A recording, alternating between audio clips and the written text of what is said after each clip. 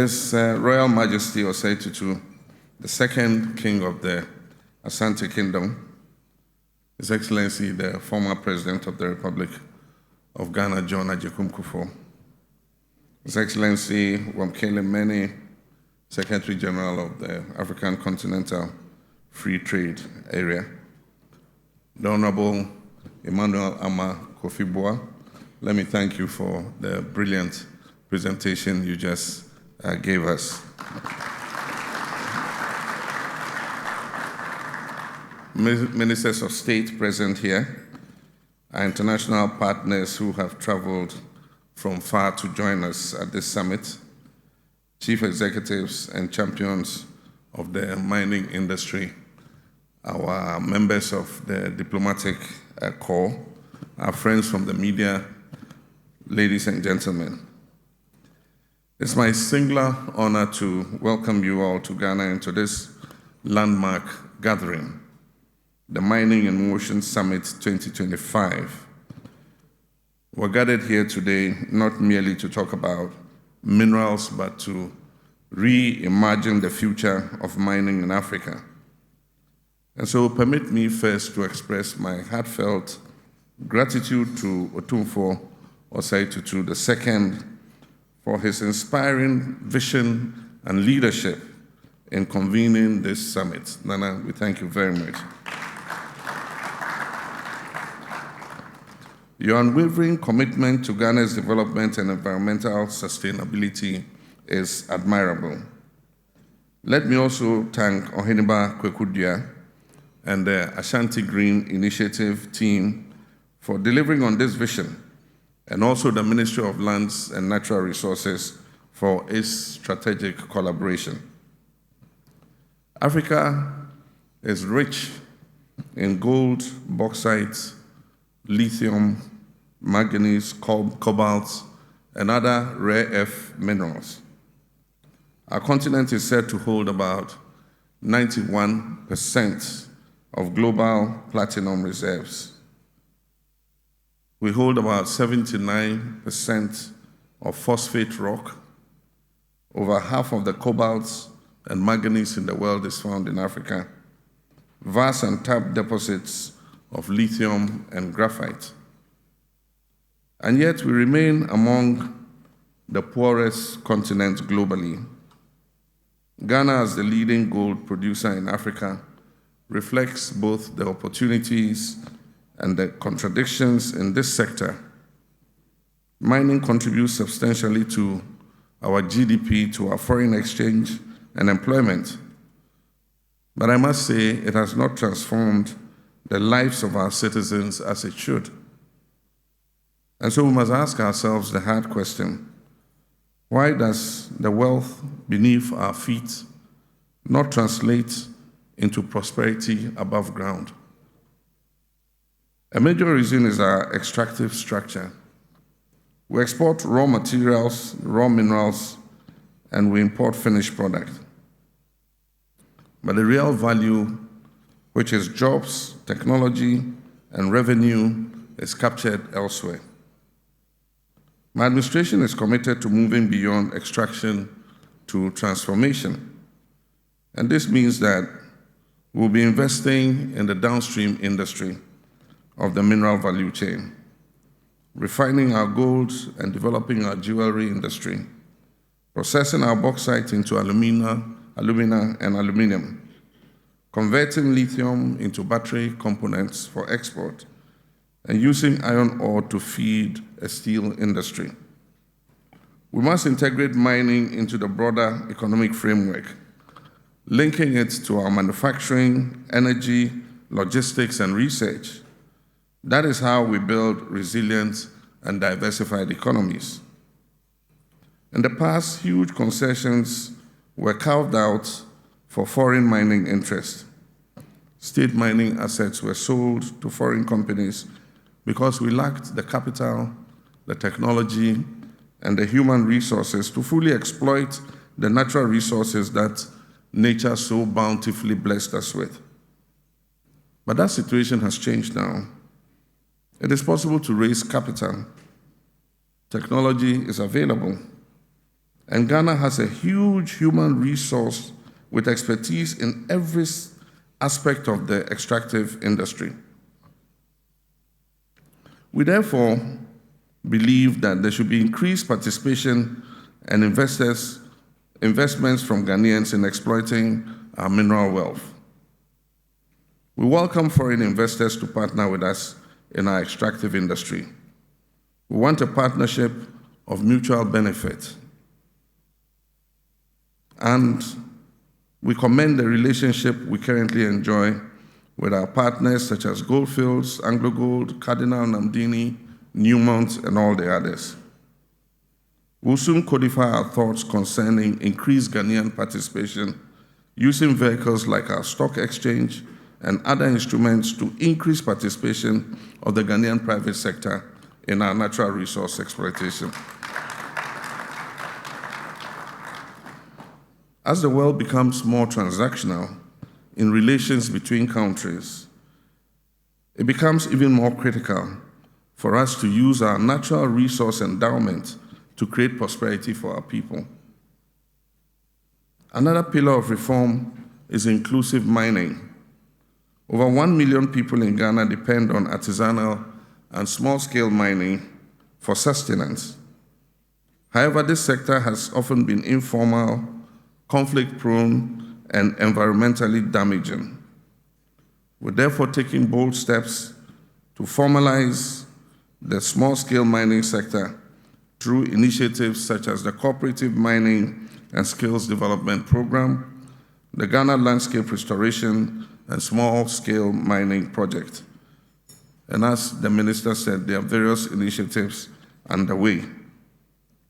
These initiatives aim to provide legal access to land, training, equipment, and shared infrastructure. We also will eliminate the use of mercury and supporting environmentally safe alternatives for mining. Let me be clear at this juncture. Artisanal miners are not enemies of the state. If properly trained and supported, they can be allies in our development.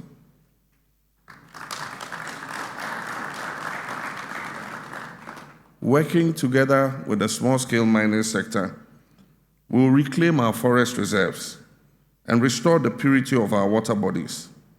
Our river guards are working on clearing mining activities in our water bodies and on the banks of our rivers. We've successfully, as the Minister told you, we have successfully cleared illegal miners out of 8 out of the 9 no-go zone forest reserves. We will track excavators, as the Minister said, in order to know whether they are being used for illegal mining or not. And we intend to change the permitting regime. Ghana has more excavators in this country than in the whole of Africa. We're going to change the permitting regime. You will not be allowed to import an excavator or put it on a ship unless you get a permit before you can ship an excavator. Mining cannot be sustainable unless it's also responsible.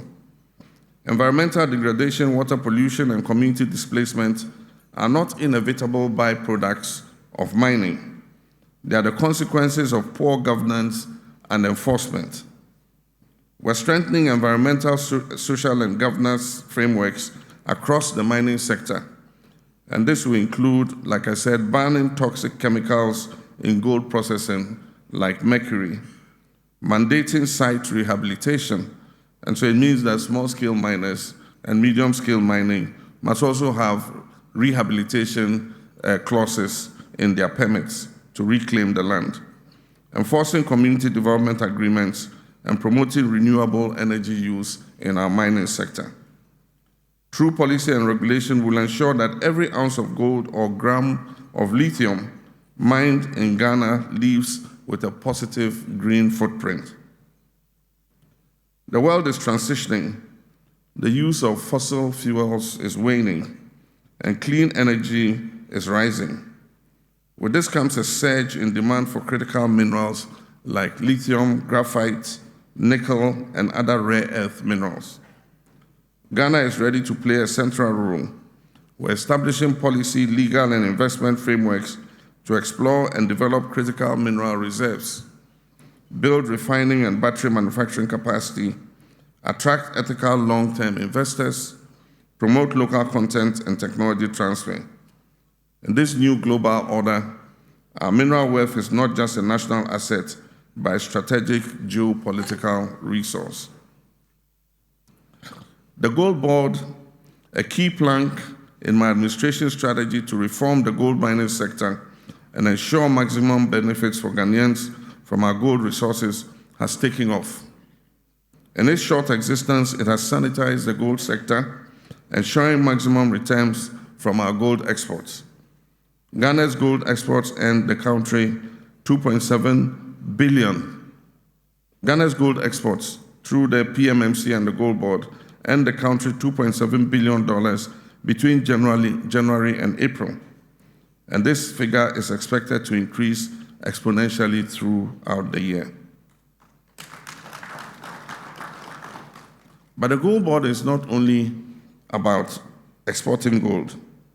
It will soon roll out a track and trace system to ensure that Ghana's gold exports are procured from environmentally sustainable sources. The Gold Board will work to train artisanal and small-scale miners in responsible and sustainable mining practices. The Ministry of Lands and Natural Resources, in collaboration with the Gold Board, is also soon to launch, in cooperation with the private sector, an ambitious project to reclaim 10,000 hectares of mined-out lands. The Gold Board will also be working towards attaining LBMA certification for Ghana's gold. Excellencies, the future of mining is not national, it is continental.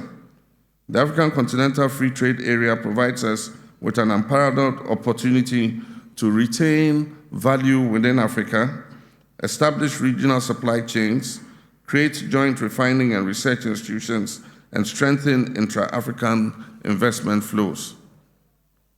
So let us move from competition to collaboration. Ghana is open to partnerships with Guinea on bauxite, with DRC on cobalt, with South Africa on platinum, and all willing nations on mutual beneficiation.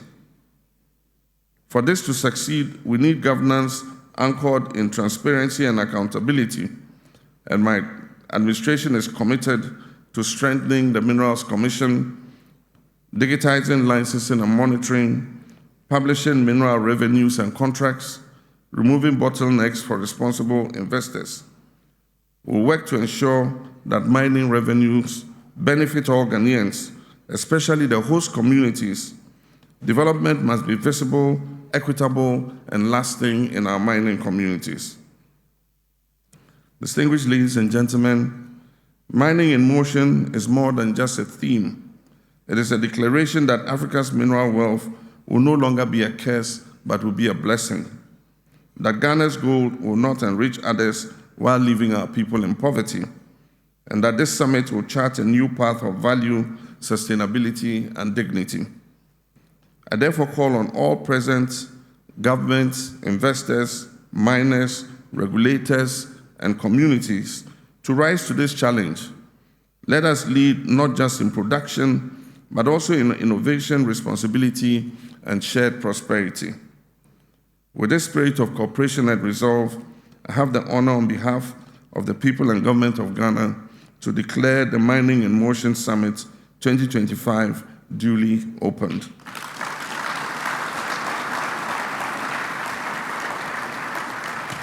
Thank you, and may God bless our homeland, Ghana. Thank you very much, Mr. President.